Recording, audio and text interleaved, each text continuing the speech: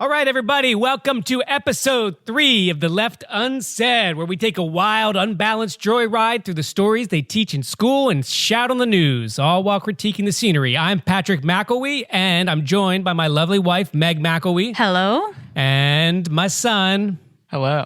What's your name? Finn. Finn McElwee. Applause. So this is our 3rd episode. We feel like we're really sticking to it. We are. Feels like a real thing. It's like what we do instead of church in our family. So Yeah. it's It's like our Sabbath. Yeah. Saturday or Sunday, you're going to find us sitting here in our living room behind the mics. That's right. Just chit-chatting. So we feel like we are sticking with this thing. So if you happen to be listening, we would love your help. Could you help us spread the word? You can do this in a number of ways. Now, we recognize this podcast is not going to be everybody's cup of tea. And if that's the case for you, no problems, no hard feelings. You don't even have to tell us. But before you stop listening, we would ask if you know 2 or 3 other people who might like the podcast, tell them about it, and then take it off your subscriptions, take it off your phone. You never have to listen to us ever again. If you do like us, however, for the handful out there, the diamonds in the rough in the audience, we would love it if you gave us a rating or a review. The 2 places to do that are Apple Podcasts and Spotify. And I will say that we do have our own little website. This is not where you're supposed to give us a review. Is that right? I don't know how this all works, but we do have a little website, the leftunsaid.net. And on there, which we're pretty excited about, you can find a little microphone button, and you can click on that button. And if you have something that you would like to ask us, a topic request, or really anything, go ahead and leave us a voicemail. We can either read it or we can play your voice on the podcast. And we like to kind of make this a community experience. The conversation is always richer the more folks that you have involved. So go ahead and check it out, theleftunsaid.net. And yeah, leave us a little voicemail. It's a great time to become a regular contributor. You're going to be immediately in the top 1 to 2% of people contributing to this podcast if you get on there and leave us a little message. Yeah. Just to be clear, there's no way to actually fiscally contribute to this podcast, but you can contribute your thoughts. I mean, there's ways you could be creative about it for sure. But yeah, so if your dream is to get out there, get your voice heard by tens, maybe dozens of people, theleftunsaid.net, leave us a little voicemail and we'll stick you in the podcast as long as it's, we'll keep it clean or we'll beep you out. So how's your week been? Meg, you just got back from running a 5K. I did. I ran the watermelon 5K with my lovely 11-year-old daughter. This was a 5K put on in the local Raleigh area to support Palestinian students. And yeah, they raised over $90,000 for that run. There were a lot of people out there. It was great food, good times, just lots of thoughtful, kind folks out there standing up for the Palestinian people. So that was great. It's good to see. It's sad that we went to it last year. Right. That's what our daughter said on the car ride over. She was like, Mom, it's pretty sad that we have to do this again this year. And we did talk about, hey, even if the ceasefire had held, probably still be doing this because of the absolute demolishing that Israel has done for all the infrastructure there. So it's just been a brutal, ongoing leveling of Gaza. I don't know if you've seen the pictures out of Rafah, which is in the south of Gaza. Once was considered to be, by President Biden, his red line. He said that Israel shouldn't attack Rafah. Well, now they are completely leveling it to the ground, a city leveled to the ground. Yeah, I remember the social media trend, all eyes on Rafah. People would post this like AI-generated image. Millions of people reposted this specific image that was a while ago now, and it's almost completely gone now. Are they making it one of those, quote, security corridors? Is that their rationale, so to speak? Oh, I'm not really sure. Is it that they're making a buffer zone? I don't know. It's pretty sick to make a buffer zone out of people's lives, in my opinion. Right. Well, we could be talking about Gaza. We should be talking about Gaza. We hope you're talking about Gaza at home. It's something we shouldn't be turning our eyes away from. But we wanted to focus in this episode on what the Trump administration is doing in the schools. Ooh-wee. And goodbye, National Endowment for the Humanities. Hello, Nationalist Endowment for the Humanities. Ooh, zing. It might be the same thing. Yeah, so I did a little poking to see what's the status of things since Trump came into office. And it looks like the main development that's happened since Trump came into office was they had a little, what do you call these things? Executive decrees, executive orders. You can find it on their website. We'll put it in the show notes. And this executive order is titled Ending Radical Indoctrination in K-12 Schooling. So it's, sounds pretty even-headed, I would guess. A lot of people are going to be missing that radical indoctrination, I'll say. It's what led to this podcast. That's right. And in the executive order, it calls for instilling, quote, a patriotic admiration for our incredible nation and the values for which we stand. It calls for teaching students how the United States has admirably grown closer to its noble principles throughout its history, and also the risk of going too hard or too far in pursuit of, quote, utopian agendas. Now, some of this started in the first Trump administration. I don't know if you all remember, but there was this entire 1776 commission that was intended to do exactly what this executive order envisions, which is instill patriotic education in American youngsters. I mean, to be honest, I wasn't so aware of it in the last administration. We didn't have any kids in the schools at that time. And we were homeschooling. Yeah. Basically, what happened was when Biden was elected, they sort of canceled the executive order that set up the 1776 commission and was pushing that out to the schools. And so this executive order's bringing that back. And if you look at the reasons that they say they're doing it, the grievances that they say are motivating them, I think it's a pretty familiar list. Number one is going to be race essentialism, right? So they really object to what they see as in the classroom, kids being painted as either the oppressor or a victim based on their skin color. Mm-hmm. I'll have more to say about this later in the episode. There's a there. There's a reason people object to this race essentialism. Well, it's worth some debate. Sure, but the left has a very different take on it. The reason why the right wing is wanting to do this is it's simple, right? It's racism. And a lot of it is they're taking fringe ideas and they're blowing them up as if that was the main thing that was happening in the schools. Yeah, they're not looking at any of this race essentialism and saying, oh no, they're not bringing like poverty into it, or they're not bringing other contributing factors to victimhood and victimized. They're just going, no, it doesn't really have anything to do with it. Yeah, it's not like they're saying the problem is you're leaving out class. They're not trying to complicate our understanding of race by saying, well, not all black people are the same because some black people belong to the higher classes and some belong to the lower classes. That's not the point of their critique. No. Simple is their MO. But on the other hand, there has been something called the 1619 Project over on the liberal side of things that I do want to talk about a little bit later.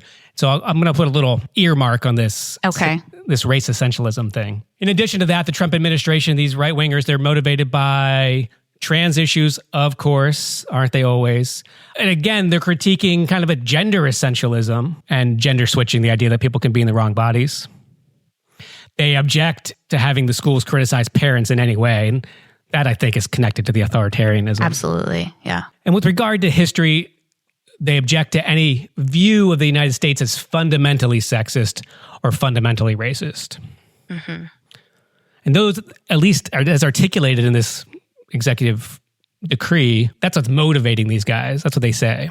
Right. I'm also struck just by how much what they're calling for fits into the liberal interpretation of U.S. history as well. Oh, say more. Well, Finn, you've been involved in National History Day. You were in it last year, won first in the state, doing it again this year with a documentary. How would you describe their orientation towards U.S. history? For those unaware, National History Day is national competition that has many different categories, documentary, papers, exhibits. And I would say the vast majority of projects that go to the higher levels. And this is all from like middle school through the end of high school. Yeah. The vast majority of the people that win these competitions, the vast majority of the speakers they invite, the judges they have, come from a very particular ideological background.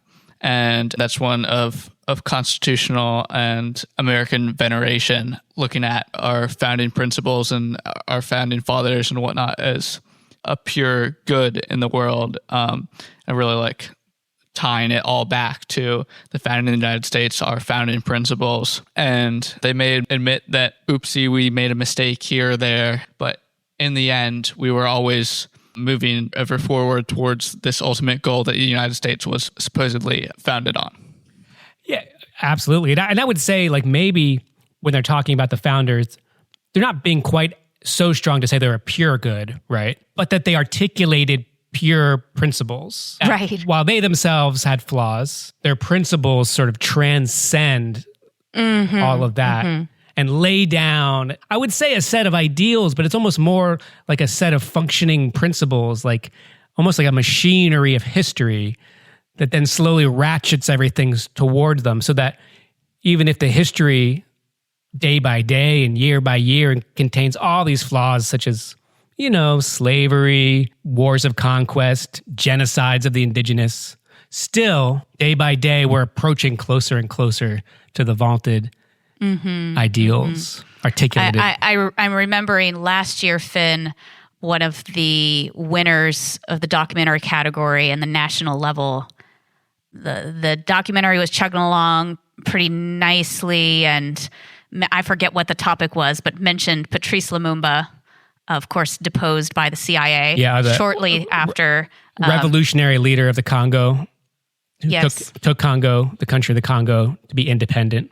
Yes. It's like you think that you're going to get a pretty critical documentary, but at the end, it all like tied together in this beautiful little bow of, well, you know, this kind of stunk, but the great thing is that we have this Constitution, and how lovely that we do. It's the feel-good bow.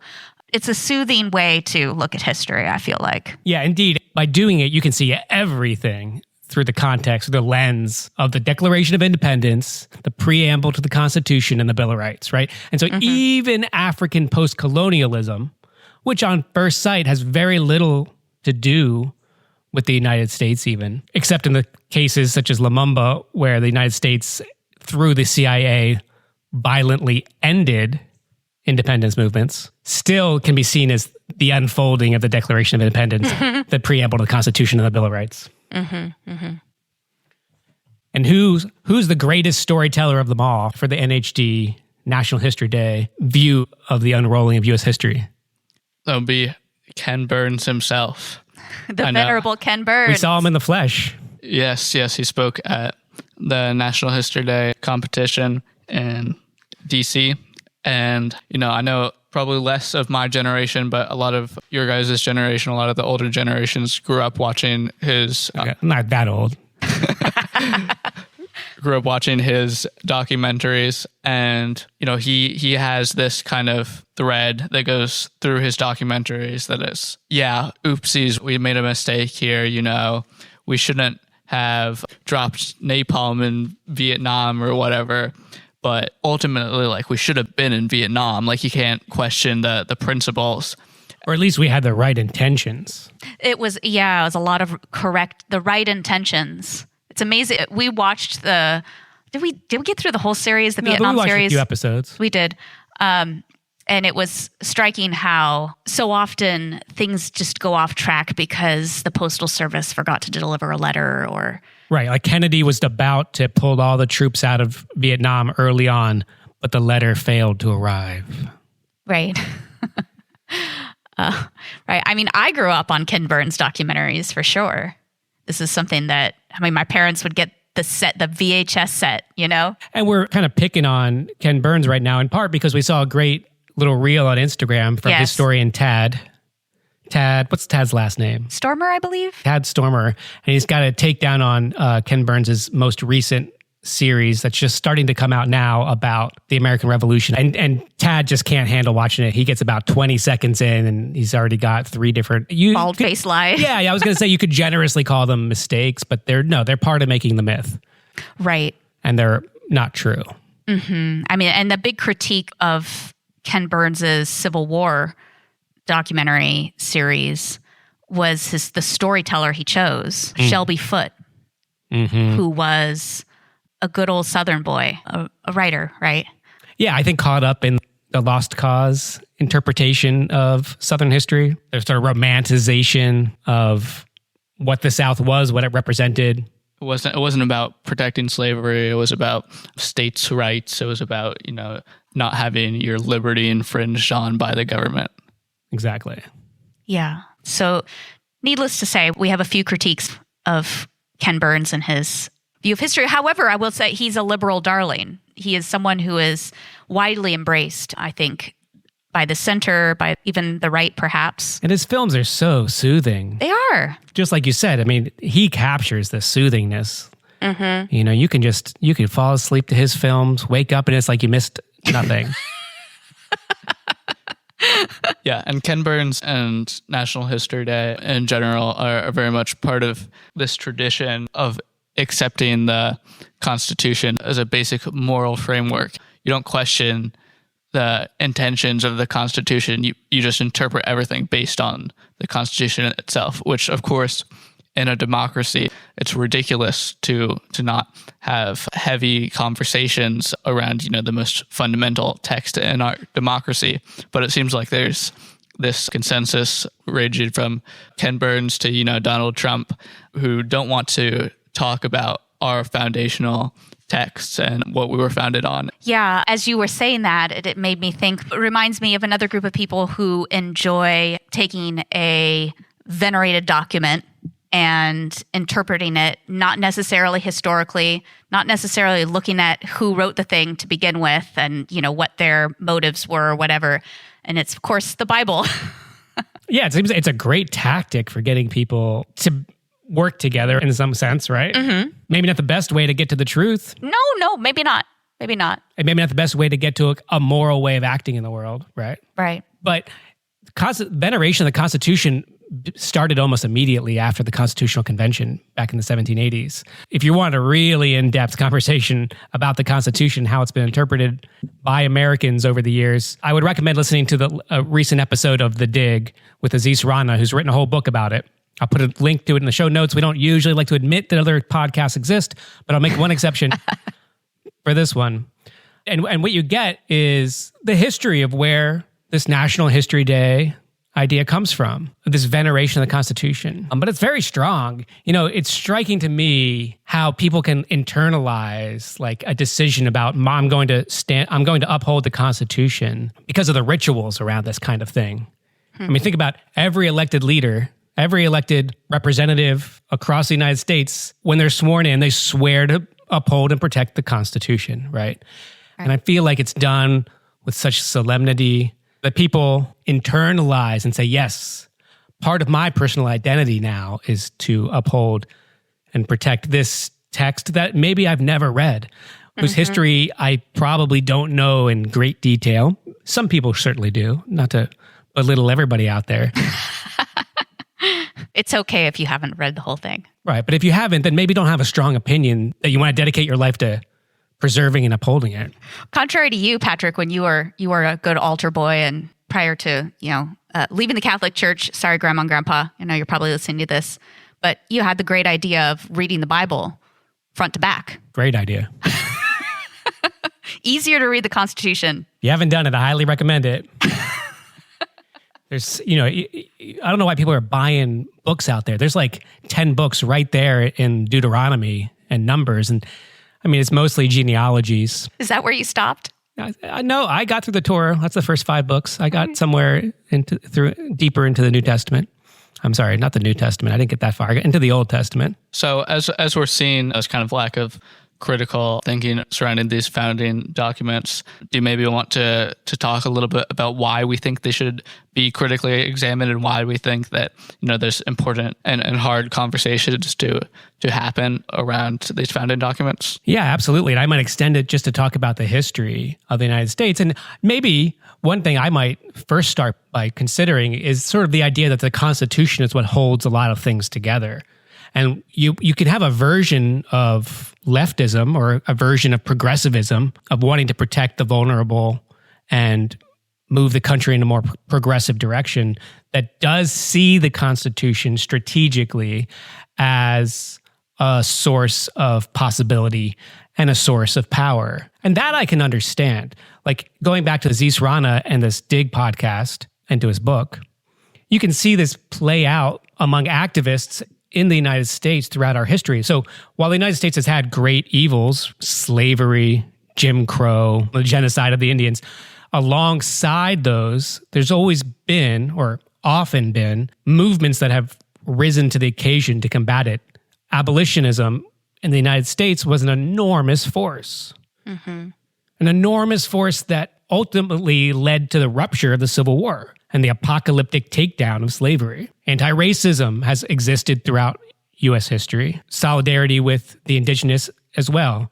Has it always been strong enough to change things for the better? No, certainly not. But sometimes it has. Mm-hmm. And within these movements, at different times, people have decided to uphold the Constitution, have to throw their lot in with the Constitution. For example, Frederick Douglass, who was a former slave himself, did exactly that. W.E.B. Du Bois, a Black historian, wrote Black Reconstruction. Socialist adjacent. At various times embraced and rejected the Constitution because they saw it as a document where it does have principles that they could appeal to. But there's alternative sources of power and progress, right? Right. Unions, organized power, movements, organize the people united, the people organized can be a source of power that doesn't have to rely on constitutionalism to protect itself.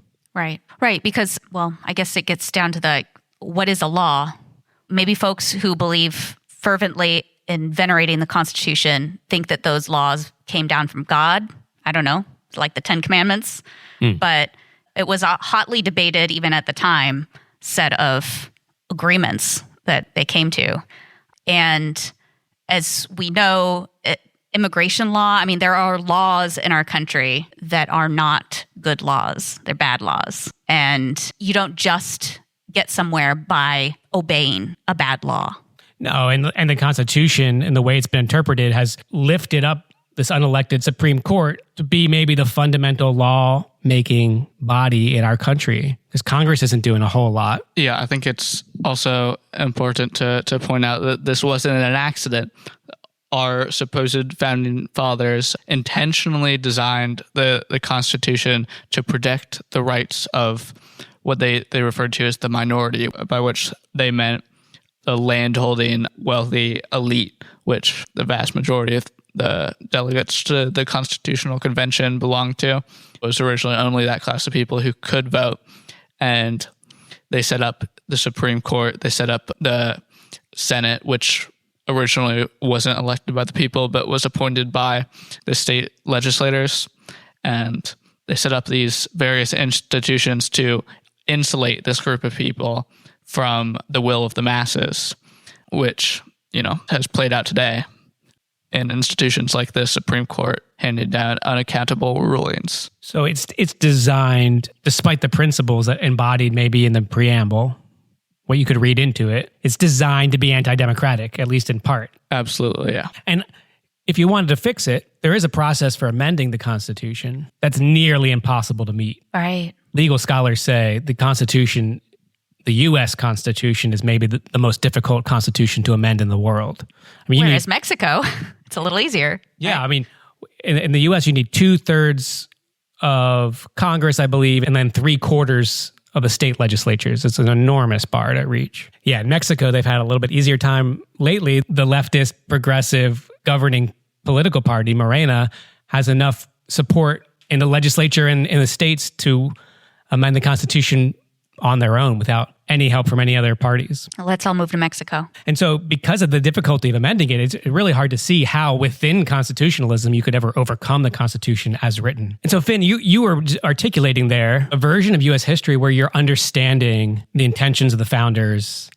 And it's not always one of incremental progress. Like there's things that are going backwards. For example, wars become more and more mechanized, more and more technological, killing more and more civilians over time. That's not incremental improvement towards some kind of ideal. Inequality in the United States has been surging since 1980. Life expectancy has gone down in a number of recent years. There's times where history doesn't always follow this soothing forward march. Right. There's a historian, James Oakes. I was reading an article of his in Jacobin from a few years ago. And he points out that if they did a study of textbooks in the United States in the 80s and the 90s, and they found that it actually was teaching a version of history that doesn't follow this sort of principles and a gradual, slow, asymptotic approach to the ideal articulated by those principles. Instead, it was a rather, what some people might say, a darker version of U.S. history. I would call it a more accurate version of U.S. history that was able to hold the dark sides of what's happened here, as well as the people who fought against those dark sides, the abolitionists and so on. So I do think we should crow about, there was a real gain by the left in giving students a more unvarnished, a more honest view of U.S. history. And if we have any younger folks or young at heart, actually anyone, Howard Zinn has a great book that came out, was it in the early 80s? People's History of the United States. 1980, I think. Finn is reading it right now. He also has a Young People's History of the United States. So that sort of public history, leftist public history is out there. And we did have some of that, sounds like. I don't honestly recall that in my own history textbooks, but I don't recall much. Well, Finn, you're currently in school. What kind of history have you been getting? Yeah, I would say that there are what I would consider radically truthful elements to what I'm taught. You know, for example, we are taught that the founding fathers weren't too fond of complete democracy. You know, that's a radical thing. And we are taught how redlining and Jim Crow and all these things contributes to systematic impoverishment of African American and other minority communities. There's really radicalizing things in there. However, I would also say that overall, it presents a version of history that has mistakes. You know, we didn't always go towards that utopian society, like you mentioned, but at the same time, that doesn't have anything to do with what's happening today.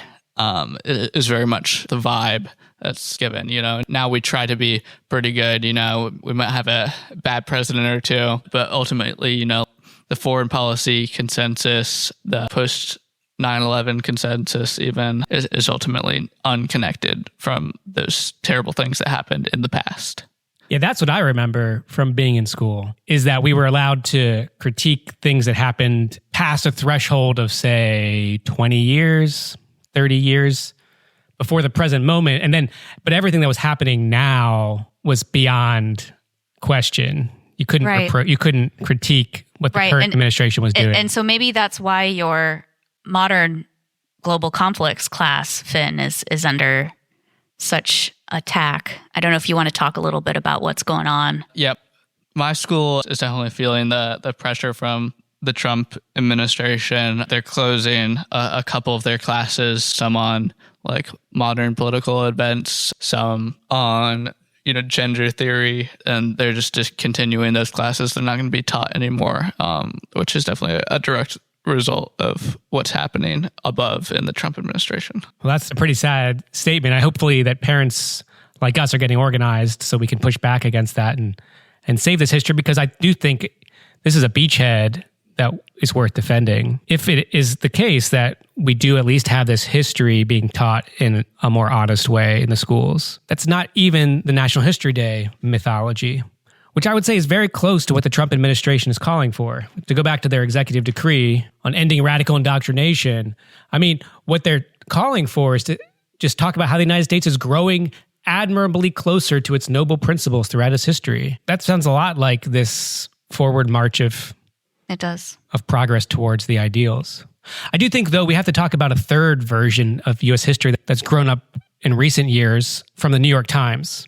Kind of a new liberal consensus on history, you might call it, or you might call it a racial essentialist version of history. And that's the 1619 Project that the New York Times has published as a series of articles, then published together as a book. And it's designed to be a new curriculum for K-12 that sees 1619 as a fundamental year in U.S. history, because it's the year that the first African slaves were brought to the English colonies. This project has just been so criticized by historians in the academy, in part because it claims like it's finding 1619 to be a crucial year, as if nobody knew this already, and as if it wasn't being taught in the schools. But the version that has been taught in the textbooks in the schools does include slavery as a foundational part of U.S. history. It's just that the 1619 Project wants to go a big step further and say it's the foundation of U.S. history, and that everything within U.S. history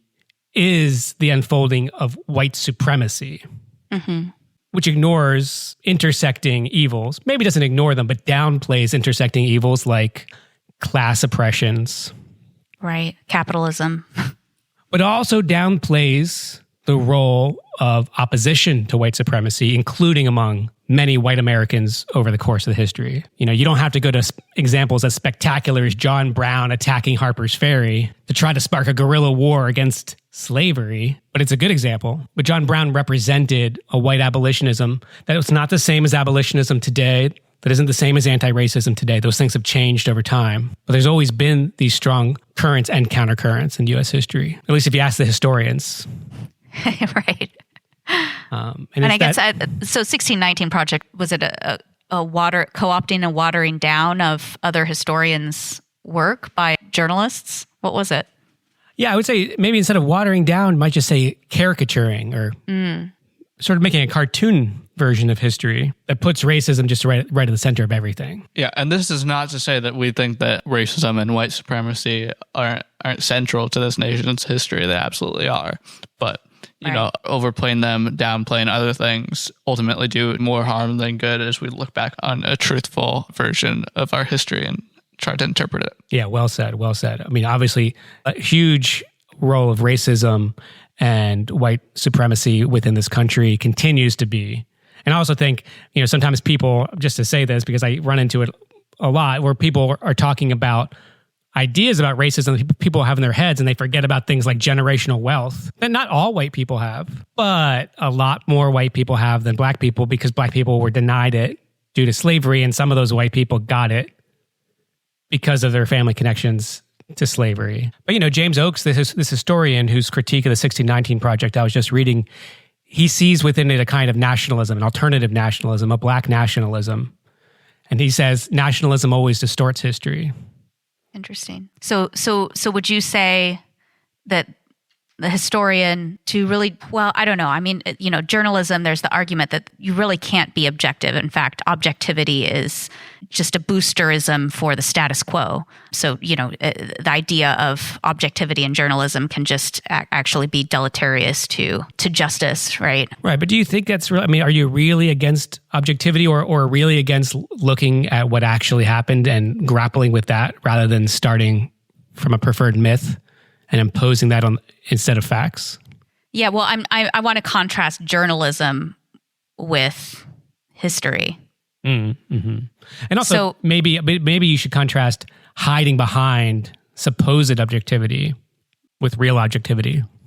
Going back to what you said, is that nationalism distorts history. To do history well, do you need to go at it from a humanist perspective as opposed to one of situating oneself within a nationalist perspective? What's a humanist perspective? I mean, I think these are excellent questions because it's true. If we're being honest, there's no way to look at history as like a listing of everything that's ever happened and then some kind of analysis. Because anytime you're looking at something as complicated as history, you're choosing a thread among so many competing events. I mean, do you even know what's happening today? Well, try, instead of trying to understand one moment in time, to understand many, many years, decades, centuries in time. So yeah, we're bringing some kind of perspective. Should it be a humanist one? I think so. And what is humanism? Well, all of our ideas, including humanism, have a history. And I would say humanism is something that's universalist, that says all people have equal worth as a foundation. And that idea's got a history. I'm reading a great book. Maybe we'll talk about it in more detail on an upcoming episode. But it just came out this week. If you're listening and you want a fantastic book, maybe the new foundational story of where humanism came from, where liberal internationalism came from, I highly recommend Greg Grandin's book, America, which is really talking about the interplay between the United States or the English colonies and the Spanish Empire. And again, I'll have more to say about that. But particularly within the Spanish Empire, there was a critique of just the absolute brutality of the conquest, where you had these priests within the empire articulating what we would recognize today as the beginnings of humanism.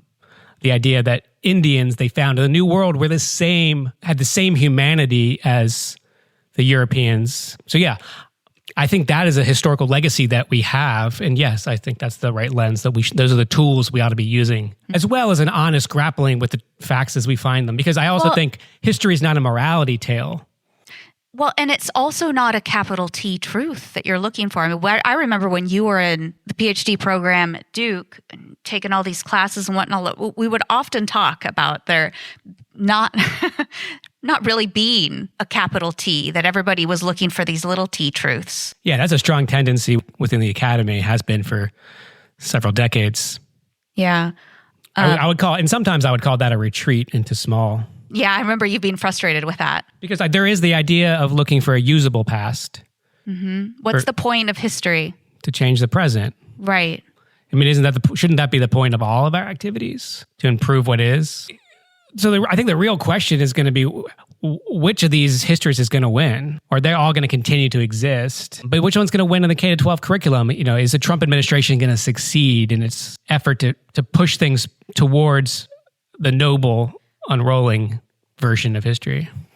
I will say that I think the fighting advantage of the Trump version of history is its simplicity and its palatability. I think that more complicated histories from a humanist viewpoint, histories that grapple, that by necessity grapple, that's the hardest. Like, this sort of leftist history is the hardest to do, and it's the hardest to digest. And then you take a step up in the ease, and then there comes the Ken Burns history, which is things sucked a little bit, but ultimately, oh, how nice, we're marching on towards goodness. And then you take the super easy way out, which is everything's basically always been good. It's all easy. We have these great dudes. They wrote these great things, and everything now is good. It's all good. And also we're strong and we're powerful, and how easy that is to kind of digest and move on with your day. And I think that's the compelling aspect of it. I think that's the compelling aspect of the whole MAGA movement, is that it's pretty simple. And we do all have to move on with our day. We do. I mean, there's a role for myths. It may be an inevitable role for myths, right? Stories that give us meaning. People like them. People like ritual. People like the comfort that simplicity and ritual provides, myth provides. So maybe the answer, though, is to find the right myths. Maybe it's just a fight over myths. And it's which one do we want to embrace, and what lessons do they want us to lead to? I mean, the 1619 Project, for example, is designed to lead you to the answer for saying reparations to Black people is the answer. And I'm not saying that's not the answer. I would be in favor of reparations to Black people in the United States. But that's a big motivation for creating that particular set of myths. And I guess I would argue for my own set of myths. And I'm going to elevate those abolitionists. I'm going to elevate the people who fought against Jim Crow. I'm going to fight, I'm going to elevate... You're going to elevate resistance history. Yeah, resistance movements, while also trying to see where they won and where they failed, right? And seeing what kind of lessons we can draw. Yeah, definitely. The People's History of the United States book really does a really great job of this, especially looking at the trade unionism movement and its history. At points it's really inspiring, at others very, very depressing with the brutality at which they're suppressed. But ultimately, this view of history is part of a larger myth, you could call it. And its goal is really to say our country is not inherently fair. There's systematic inequalities that must be fixed by looking at both our economic structures and our cultural institutions. Well, I personally think that could be a great place to leave it. What do y'all think? I mean, there's a lot to say. We could be talking about this issue forever and ever, but I think we've brought up some of the key points that I'd want to bring up. Mm-hmm. I guess I just would encourage everybody to try to complicate things a little for themselves. It's difficult, but it's also gratifying. And ask yourself, what myths do I want to uphold? Don't let somebody else give it to you just because you had to say the Pledge of Allegiance every day in school. That doesn't mean that flag is yours. And I think it's important to also note that pushing our myth doesn't necessarily mean taking away everyone else's point of view. I'm personally perfectly fine with different points of view being represented as long as they're, challenged appropriately, as long as my views and ideologies are appropriately represented. And I think it's good to, be able to think about different sides of things in school. And so ultimately, that's probably my biggest critique of this Trumpianism and authoritarianism in schools, is that it takes away that critical thinking that happens in schools. Once again, our grito, our clarion call for academic freedom, for freedom of thought, freedom of expression. These things must be defended. If you're out there and you want to help us do just that, Apple Podcasts, Spotify, give us a rating. Even better, write us something nice in there. Tell the algorithm to start pushing us. We might start... And tell your friends. And we might start telling our friends. Yeah. And making this thing real, because we've made it real 3 weeks in a row. Let's keep it going. Thanks, y'all. Love you. Love you, sweetie. Too soon.